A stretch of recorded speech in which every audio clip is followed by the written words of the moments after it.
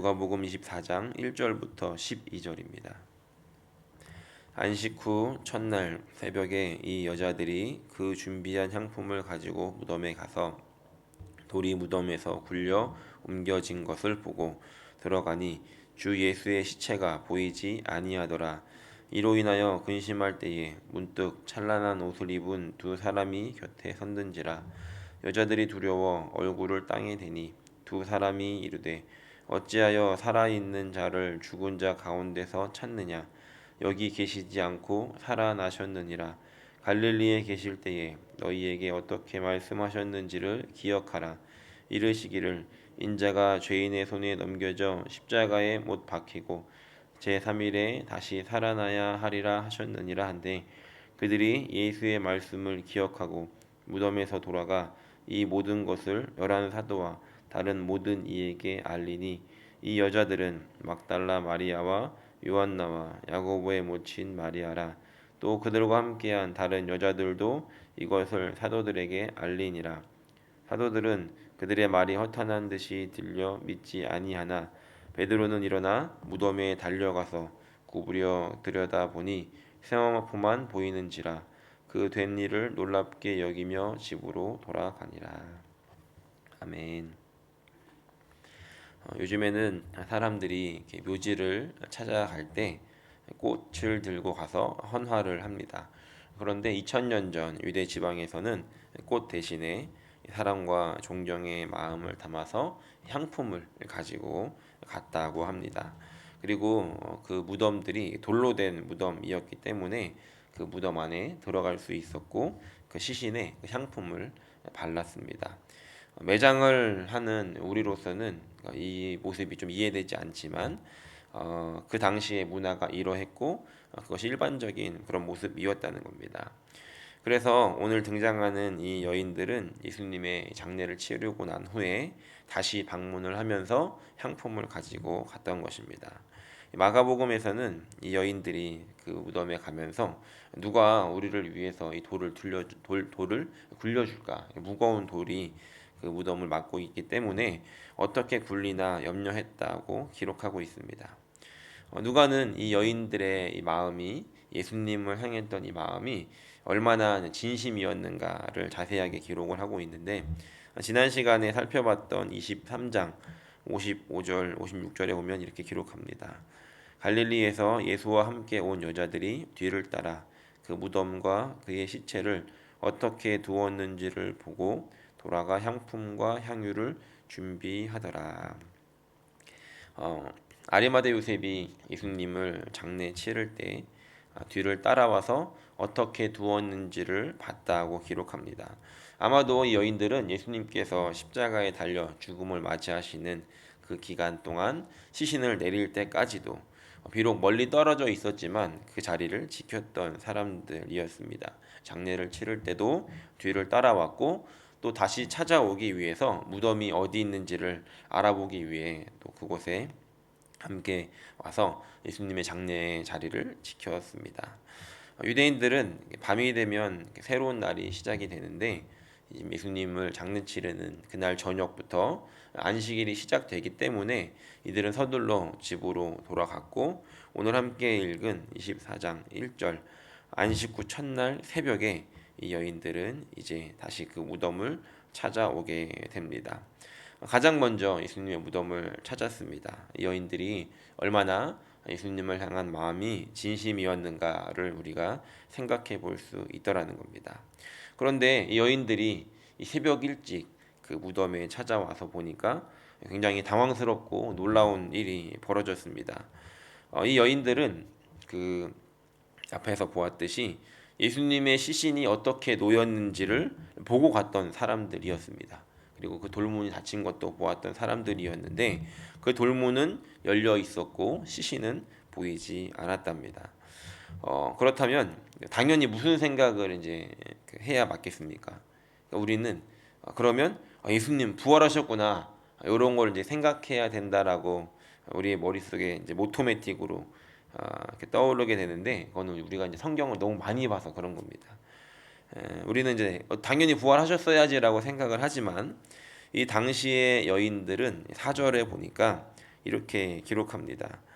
이로 인하여 근심할 때 문득 찬란한 옷을 입은 두 사람이 곁에 섰는지라. 예수님의 이 시신이 보이지 않자 근심했다라고 기록합니다. 무슨 영문인지 알 수가 없었다는 겁니다.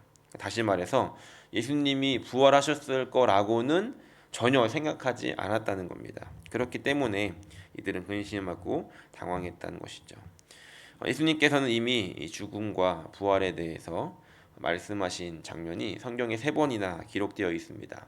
물론 성경에 기록된 것만 3번이지 아마 더 많이 말씀을 하셨을 수도 있습니다. 그런데 무덤이 비어 있는 이 상황을 보면서 이 여인들은 예수님이 하셨던 그 말씀에 대해서 전혀 생각하고 있지 않았고 고려하고 있지도 않았다는 것입니다. 그런데 다행히 이 근심이 오래 가기도 전에 이들을 덮게 되는 두려움이 있었는데 4절 후반에 보면 문득 찬란한 두 옷을 입은 두 사람이 곁에 섰는 것을 보게 됩니다. 그리고 5절과 6절을 보니까 여자들이 두려워 얼굴을 땅에 대니 두 사람이 이르되 어찌하여 살아있는 자를 죽은 자 가운데서 찾느냐 여기 계시지 않고 살아나셨느니라 갈릴리에 계실 때 너희에게 어떻게 말씀하셨는지를 기억하라 라고 기록합니다. 이 두 사람을 다른 복음서에서는 천사라고 기록을 합니다. 분명히 다른 사람은 아니었을 겁니다. 천사였을 것입니다. 그런데 이 천사들이 여기에 왜 등장을 하고 있는가? 이들의 역할은 무엇인가? 이렇게 묵상을 제가 말씀을 보면서 묵상을 한번 해봤습니다. 천사들이 왜 갑자기 너가 왜 거기서 나와? 천사들이 왜 있었을까? 두 가지를 생각하게 됐는데 첫 번째는 물론 이제 여인들이 왔을 때 예수님이 이렇게 멋있게 딱 이렇게 앉아 있으면서 이렇게 서프라이즈 하실 수도 있었겠죠. 그런데 멋이 없습니다. 딱 왔을 때 예수님이 안 계셔야지 이 장면은 더 멋있는 겁니다. 예수님께서 그 여인들을 계속해서 기다릴 수도 없고 이 천사들이 예수님이 부활하셨다라고 말씀을 하는 이 장면이 예수님의 부활을 더 멋지게 만들어 주더라는 겁니다. 그리고 한 가지 더 중요한 이유가 있습니다. 그것은 오늘 말씀에서 근거를 찾을 수 있는데 다시 6절 말씀을 보면 여기 계시지 않고 살아나셨느니라 라고 멋지게 말한 후에 갈릴리에 계실 때에 너희에게 어떻게 말씀하셨는지를 기억하라 라고 이야기하고 있습니다. 그리고 다시 한번 어떤 말씀을 하셨는지를 상기시켜 주는데 7절에 이르시기를 인자가 죄인의 손에 넘겨져 십자가에 못 박히고 제3일에 다시 살아나야 하리라 하셨느니라 라고 이것을 예수님이 하셨던 말씀을 기억하도록 이들에게 상기시켜 주었답니다. 그리고 8절에 보면 그들이 예수의 말씀을 기억했다라고 기록합니다. 우리는 여기서 한 가지를 교훈을 얻을 수 있습니다. 그것은 무엇이냐면 예수님께서 아무리 몇 번에 걸쳐서 굉장히 심각한 상태로 말씀을 하시고 가르쳐 주셨던 것이 죽음과 부활이었는데 이것을 예수님께서 그렇게 가르쳐 주셨지만 정작 그 필요했던 그 순간에는 생각하지 못하게 되는, 생각나지 않는 것이 인간의 연약함이라는 것입니다. 이 여인들이 단순히 머리가 나빠서 잊어버린 것이 아니었습니다. 여인들의 믿음의 수준이 아직 그만큼이었다는 것이죠. 예수님께서 하셨던 말씀이 있지만 그 말씀을 이 상황에 적용하거나 아니면 그 말씀을 기억해서 이것을 믿음으로 받아들일 수 있는 수준이 아직 아니었다는 것입니다. 그래서 예수님께서는 이 말씀, 예수님께서 하셨던 그 말씀을 기억할 수 있도록 천사를 두고 가신 겁니다. 만약에 예수님께서 그냥 사라지시고 아무것도 그곳에 남아있지 않았다면 그 천사가 이것을 이야기해 주지 않았다라고 한다면 이 여인들은 그냥 당황했고 그냥 근심했고 아무것도 얻지 못한 채 그냥 돌아가서 제자들에게 그냥 그런 상황만 예수님의 시신이 없어졌다는 그 상황만 보고했을 것입니다.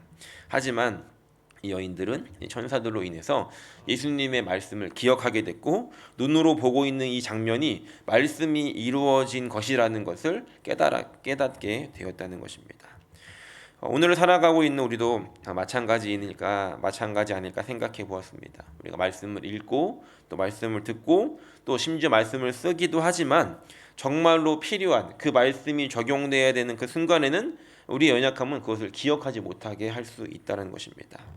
이날을 위해서, 이 순간을 위해서 주님께서 가르쳐 주시고 말씀을 해주셨는데 딱 그 순간에 기억하지 못할 수도 있더라는 것입니다. 제가 오늘 말씀의 제목을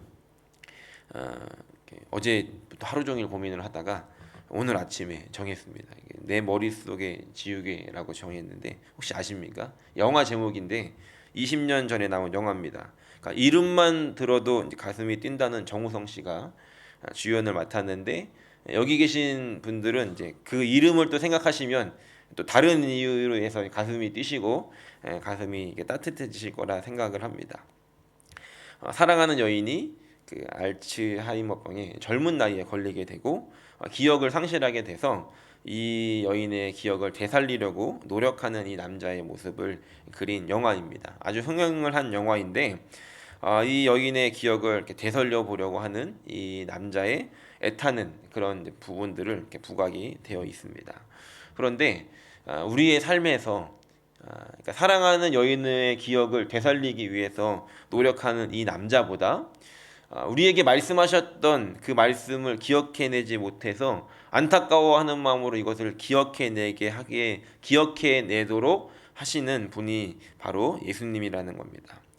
주님께서 우리에게 말씀하시는 것, 이것을 우리가 기억하지 못하도록 그냥 두시지 않는다는 것입니다. 이 여인들에게는 천사를 보내셔서 기억하게 하셨지만 오늘을 살아가고 있는 우리에게는 어떻게 하실까? 어떻게 하시겠습니까? 바로 성령을 통해서 우리에게 깨닫게 하신다는 겁니다. 요한복음 14장 26절 말씀 함께 같이 읽어보겠습니다. 보혜사 곧 아버지께서 내 이름으로 보내실 성령, 그가 너희에게 모든 것을 가르치고 내가 너희에게 말한 모든 것을 생각나게 하리라. 예수님께서 말씀하신 그 모든 것을 생각나게 하신다는 겁니다. 주님께서 하셨던 그 말씀이 정말로 필요한 그 순간에, 그 절체절명의 그 순간에 생각나게 하시는 분이 바로 성령님이시라는 겁니다. 오늘을 살아가는 저와 여러분들에게도 성령께서 이렇게 일하고 계신 줄로 믿습니다. 우리에게 말씀을 생각나게 하시고 그 말씀을 기억하게 하여 주셔서 지금 필요한 그 말씀, 지금 행동해야 되는 그 말씀을 우리에게 말씀하고 계시다는 겁니다. 오늘 저와 여러분들 함께 기도하실 때 우리 이렇게 기도했으면 좋겠습니다. 하나님, 성령께서 나에게 늘 깨닫게 하여 주셔서 이 말씀이 생각나게 하여 주시고 내가 기억하지 못하는 연약한 부분이 있지만 주님 필요한 그때 나에게 말씀하여 주시고 생각나게 해달라고 함께 기도할 수 있는 저 여러분들이 되시기를 예수님의 이름으로 간절히 축원합니다. 여인들은 이 빈 무덤을 보고 그리고 천사들을 통해서 말씀을 기억하고 그리고 이제 제자들에게 알립니다. 9절 말씀에 이렇게 기록합니다. 무덤에서 돌아가 이 모든 것을 11사도와 다른 모든 이에게 알리니. 그리고 10절에는 여인들의 이름을 기록하고 있습니다. 그리고 11절에 보면 제자들의 반응이 이러했는데 사도들은 그들의 말이 허탄한 듯이 들려 믿지 아니하나. 똑같습니다. 이 제자들도 예수님 옆에서 그 말씀을 듣고 그 말씀을 예수님에게 직접적으로 들었던 사람들이었음에도 불구하고 이 사도들의 반응은 그것을 직접 본 이 여인들의 이야기를 들었음에도 불구하고 그의 말을 허탄한 듯이 들려 믿지 아니했다라고 기록합니다. 이 제자들도 마찬가지였다는 것이죠. 그런데 12절에 이렇게 기록합니다. 베드로는 일어나 무덤에 달려가서 구부려 들여다 보았다. 베드로가 이제 좀 행동파 상남자이지 않습니까? 베드로는 바로 무덤으로 달려갑니다. 요한복음에 보면은 요한도 함께 간 것으로 기록을 하고 있습니다. 그리고 정말로 이 여인들이 말한 것처럼 돌이 굴려지고 예수님의 세마포만 남고 예수님의 시신이 보이지 않았다라고 한 것을 보게 됩니다. 그러면 또 어떻게 해야 되겠습니까? 예수님 정말로 부활하셨나 해야 되지 않습니까? 그런데 12절 말씀의 후반을 보면 그 된 일을 놀랍게 여기며 집으로 돌아갔다는 겁니다. 진짜 없네 이러면서 머리를 극적극적 하면서 그냥 집에 간 겁니다. 예수님이 부활하셨을 거라고 생각하지 않았다는 겁니다. 아마도 혹시 정말 그러했을까 정도는 생각했겠지만 예수님이 부활하셨다라고 하는 것을 실질적으로 직접적으로 믿지 않았다는 것입니다. 우리의 믿음의 수준이 이런 모습이지 않을까 생각합니다. 말씀을 우리가 처음에 전혀 이제 교회를 다니지 않거나 하나님을 알지 못할 때 말씀에 대한 이야기를 들으면 그런 게 어딨어, 무슨 동화 같은 이야기야라고 사람들은 듣습니다. 뭐 예수님께서 오병이어의 사건을 일으켰다 그러면 동화 같은 이야기라고 듣습니다. 그런데 이제 교회 안에 들어와서 우리가 그 말씀을 듣다 보면 그 말씀이 우리 안에 이제 조금씩 쌓여지게 되죠. 그래서 이 말씀을 이제 들리는 단계가 됩니다. 그런데 아직 그 단계에서 그 멈추는 것은 정말로 그러한가라고 하는 이제 생각이 든다는 것이죠. 말씀을 이제 알긴 아는데 이 말씀이 아직 자신에게 어떤 실질적인 경험의 단계로 이르지 않는다는 겁니다. 하지만 하나님께서 그렇게 두시지 않고 이 말씀은 우리에게 실질적으로 적용할 수 있도록 경험의 단계로 우리를 만나 주십니다. 그래서 우리가 인격적인 만남을 또 이야기하지 않습니까? 예수님께서 우리를 만나 주시고 또 우리 안에 성령이 들어오게 됨으로 말미암아 이제 우리는 그 말씀을 경험하는 단계로, 그 말씀이 생각나는 단계로 이렇게 우리 믿음이 성장하게 되더라는 것입니다. 오늘 이 제자들의 반응을 통해서 우리가 알 수 있는 것은, 제자들은 말씀을 듣고 그 말씀을 알고 있었지만 아직 그것을 기억하는 단계는 아니었고, 또 그들의 믿음의 수준이 아직 부활하신 예수님은 경험해 보지 못했기 때문에 그것을 믿지 못하는 그런 단계였다는 것입니다. 오늘 우리가 그럼에도 불구하고 감사한 것은 우리의 믿음이 여기서 이 단계에서 머물러 있지 않도록 오늘 우리 주님께서는 저 여러분들에게 계속해서 나타나시고 그분을 알리시기를 원하신다는 것입니다. 오늘 하루를 살아가면서 이런 기대함을 가지고 살았으면 좋겠습니다. 그냥 예전에 만났던 그 예수님, 예전에 만났던 그 경험으로 오늘 하루를 살아가는 것이 아니라, 옛 추억으로 오늘 하루를 살아가는 것이 아니라, 오늘도 우리에게 나타나셔서 나의 하나님의 살아계심을 증거하고 그 말씀이 생각나게 하고 그 말씀이 이루어지게 하시기 원하시는 그 주님을 오늘 우리가 함께 기대하며 나아가기를 간절히 소원합니다. 오늘 말씀을 정리합니다. 이 여인들은 주님을 향해 진심이었습니다.